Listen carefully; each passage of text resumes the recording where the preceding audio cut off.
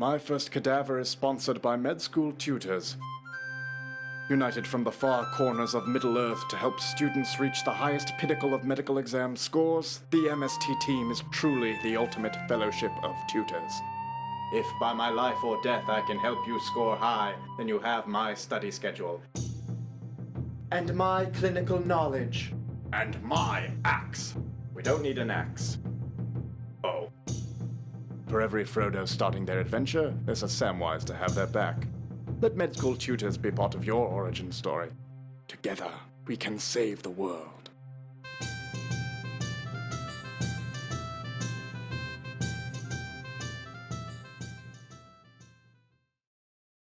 My first time? My first big exam. My first surgery. Oh yeah, that was crazy. I didn't know if I would stay. My first intubation. My first real patient. My first lumbar puncture. My first suture. Oh, yeah, my first cadaver.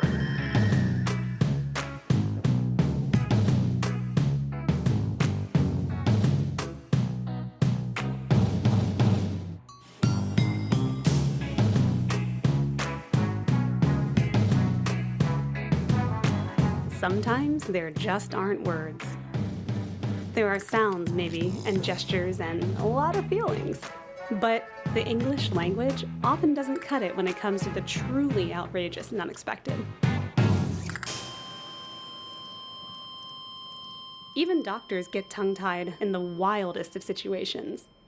Obviously, this is why the great motherboard of human existence was compelled to fill this gaping hole in our communication experience with hashtags, emojis, and texting acronyms.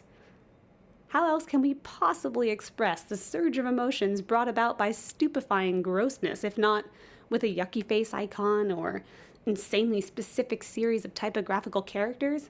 I mean, WTF, right? In this episode, our team was faced with a unique dilemma. How can we, in this solely auditory medium, share stories that must also be seen, touched, smelled, and tasted to be truly understood, appreciated, and believed? Our solution? We ask that you break out those vivid imaginations as we present you with these oh-so cringe-worthy tales and slowly work our way up from a palatable 1 to the barely digestible 10.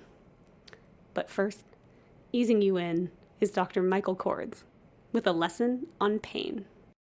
This is a fun story. I did get in trouble once because patients notoriously, they don't fully comprehend a pain scale from 1 to 10. 1 being almost no pain at all, or 0 being no pain, and 10 being the worst possible pain of your entire life that you can imagine. And it really bothers me when they blatantly lie about it and you're calling them out on it. They're laying in bed, they're not tachycardic at all, they're breathing fine, there's no visible distress, and they tell you, I'm in 10 out of 10 pain. And sometimes I think they're actually being serious and they believe that they're in 10 out of 10 pain. But, all right, you're in 10 out of 10 pain. So I was getting really pissed off at the same patient every single day who kept saying this. So finally I went in there, and again, he was like, I'm at 10 out of 10 pain. So finally I had enough. I'm like, all right, so you're telling me that if I go and break both your thumbs right now, you wouldn't even care because you actually won't even be in any more pain than you are right this moment? So, well, yeah, I'd be in more pain. I'm like, well, then you can't be on 10 out of 10 pain. So I actually wound up getting in trouble later on for my attending for talking like that to my patient. But it was just to illustrate that these patients have no idea what they're talking about. So we're in dermatology, and you see a lot of patients every day, and you ask them kind of the same questions. And one of these stock questions that we always ask people is, what are you doing for sun protection? That's Dr. Sarah Coates. Like SPF blank, where are you putting it? Are you reapplying it? And we want to know, like, how many sunburns you're getting a year and all of this stuff that happened to you when you were a kid in terms of sunburn history. And so we're just used to asking that questions, and most people probably lie about the answer because no one uses sunscreen as much as they should. But we were in Oregon, a medical student friend of mine and me, and we asked a patient what they're doing for sun protection. And she said, oh, Bill got a vasectomy 10 years ago. And we were like, oh, that's great. So, are you using sunscreen? And she was like, oh, sun protection. And we were like, yeah, that whole thing, because this is a dermatologist's office.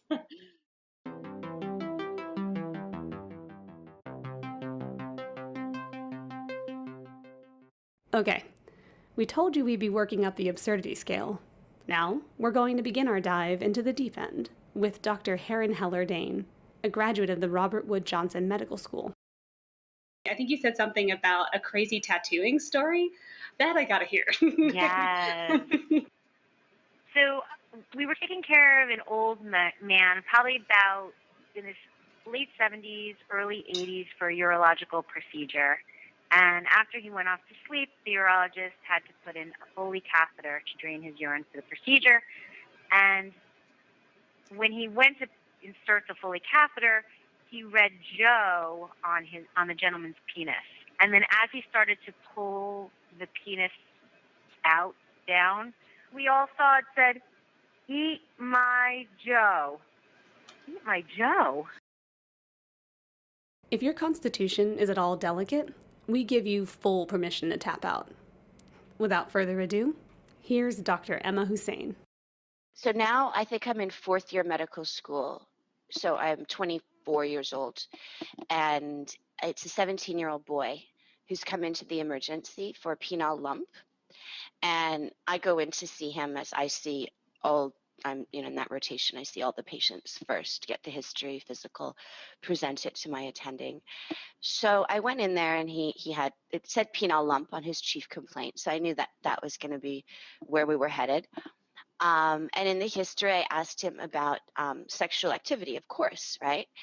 And he said, "Well, I'm saving myself for marriage. He was religious of some type, and that was his decision." So okay, so I knew it couldn't be sexually transmitted, and I said, "All right, change into your gown, take off your underwear. I'll be right back." And so I came back, and the penis was uncircumcised and very lumpy around the top. And I asked him, since he had a foreskin, I said, "Well, do you pull down your foreskin to clean around your penis?" And he said, "No." I said, "So you've never," he's like, "Well, no, I don't touch it," because again, he mentioned the religious masturbation prohibition. So, okay, so I pulled his foreskin back, and these huge curd-like chunks of smegma started falling like all over the sheet that I had covering him. I just had his part exposed. Just tons of them, like a baggie full of stuff. And I said to him, "This is called smegma. This is this accumulation of secretions from around your penis, and you're supposed to pull the foreskin down like this and clean around it." And there was just still more there. And then I couldn't. I don't know what happened. I got like kind of a panic attack, or I think a little bit of being grossed out, to be quite honest. And I just said, "Okay, so you could just hang on here for a second. I'll be right back." And I went outside, and I was blushing, and I was all verklempt, and I went to my attending, and I blurted out this story, sort of stream of consciousness. "Boy, smegma, cannot, And I mean, that was the story. It was obviously not a life-threatening problem, and that's good for him. But I just somehow that I got halfway through my work, and I just couldn't continue. I did not have the skills, the dissociation to continue with this patient. So that was that. I was giving anesthesia in the colonoscopy suite that we have in our hospital, and at the end of the day, they added on this case, and I didn't quite understand what it was. So I talked to the gastroenterologist, and apparently a young girl they had come to the emergency room because she got this huge black dildo stuck up her anus. And of course, we had to get it out. So we wheeled her into the procedure room. I had her drift off to sleep. So after she fell asleep, the room started getting crowded, filled with all the gastroenterologists that heard about the story, and all the anesthesiologists in the suite that heard about the story, because everyone had to see this dildo stuck up her butt. People were calling other people, you got to come look at this. This is amazing. Get in here. You got to see this. You got to see this. This is a tiny little closet room crowded with people. We finally got it out after, I don't know, maybe 20 minutes of trying to maneuver it with all different kinds of contraptions. And we finally got it out, and she did okay, and she woke up at the end not knowing that everybody in the endoscopy suite knew the entire story. I believe it. And this is why you went into medicine, isn't it? These stories. Honey, what did you do at work today? Dr. Christopher Karuba is back with a story he'll never forget. And I'm not sure I will either. This is another third-year med student on the GYN rotation. Again, kind of went into the clinic. They were really great with us there, would let us see the patients first and come out and report. And I went into the room, and it smelled awful. No sugarcoating it. I came into that room and wanted to vomit. And, it was a little bit of an obese patient. And, she's there with her, maybe boyfriend, maybe husband, I don't know. But, we're all there, we're talking. And, again, just typical health maintenance, standard GYN visit questions. And she's just everything's good, nothing's wrong. And I was finished everything up. And, we weren't allowed to examine them, especially as a guy student in there by ourselves. So, was leaving to go get the resident. And, all of a sudden her boyfriend cuts in. He goes, we ain't letting him leave. If you ain't going to say it, I'm going to say it. And she was like, no, don't you say it. And he's like, nah, someone's got to hear it. Yo, pussy stank. And I almost lost it. And he was like, girl be trying to get me to go down on her every single night. You in this room, you smell what it's like. Imagine putting your face up in that. I just remember going out and the resident was like, oh, so, what's she here for? And I was like, her pussy stank.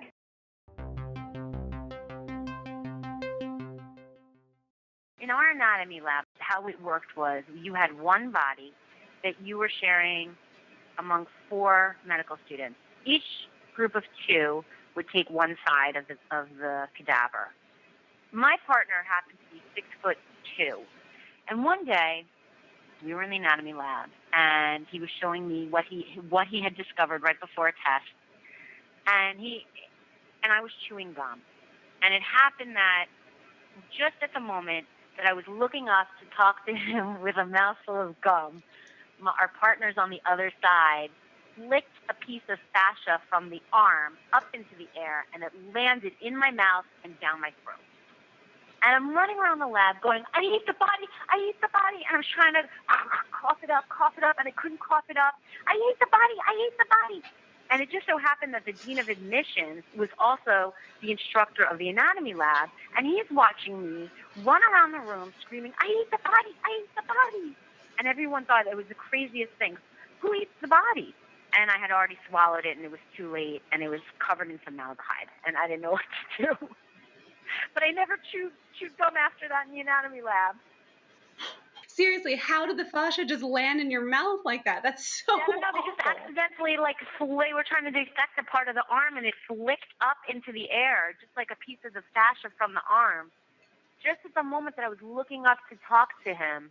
The funny thing is, I think a year later, some of the kids in our group were getting tours of incoming medical students, and they were even saying, just be careful you don't eat the body, because that happened to one of our medical students this year.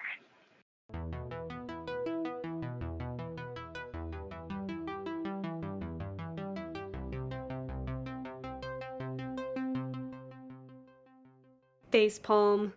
Was that even a word half a decade ago? Is it a word even now? It's a thing we do, and now a thing we say or type inside parentheses or brackets, and not a doctor thing. It's a people thing. It's a people expressing exasperation to other people about other people thing. It's a thing that exists for the singular purpose of creating a shared experience of humanity's absurdity with humanity. Kind of like this episode. But it is a thing. because clearly we citizens of Earth desperately need it to be. Look, we've all been idiots or had idiocy thrust upon us, not just doctors. Is there something to be learned here, gleaned from the mental image of a rectally embedded giant dildo or the imagined sound of schmegma falling onto an exam room floor? Nope, probably not. These anecdotes don't even work as a PSA because, honestly, none of you would do these things, right? This episode is a check-in with reality and with ourselves, as well as a reminder that we are all one embarrassing moment away from being someone else's story. So thank you to our doctors, and in particular, Heron Heller Dane, for giving us something to chew on and lots to laugh about, because laughter still is the best medicine.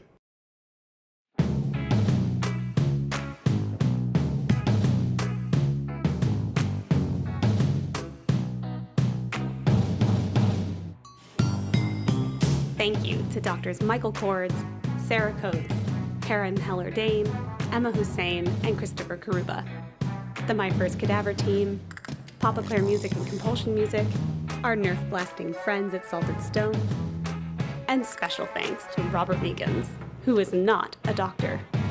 Stay tuned for episode 5, coming soon to a listening device near you. Don't forget to check out our blog for additional content. That's blogmfc.com. And if you haven't done so already, if you could rate us in iTunes, that'd be sweet. And remember, guys, don't chew gum in the anatomy lab, or you could end up eating your first cadaver.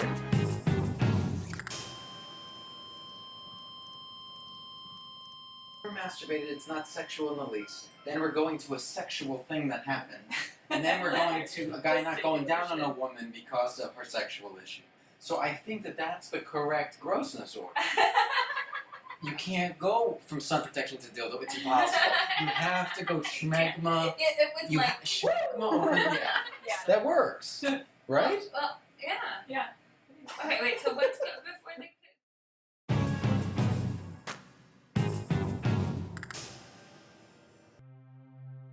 This episode of My First Cadaver was sponsored by Med School Tutors.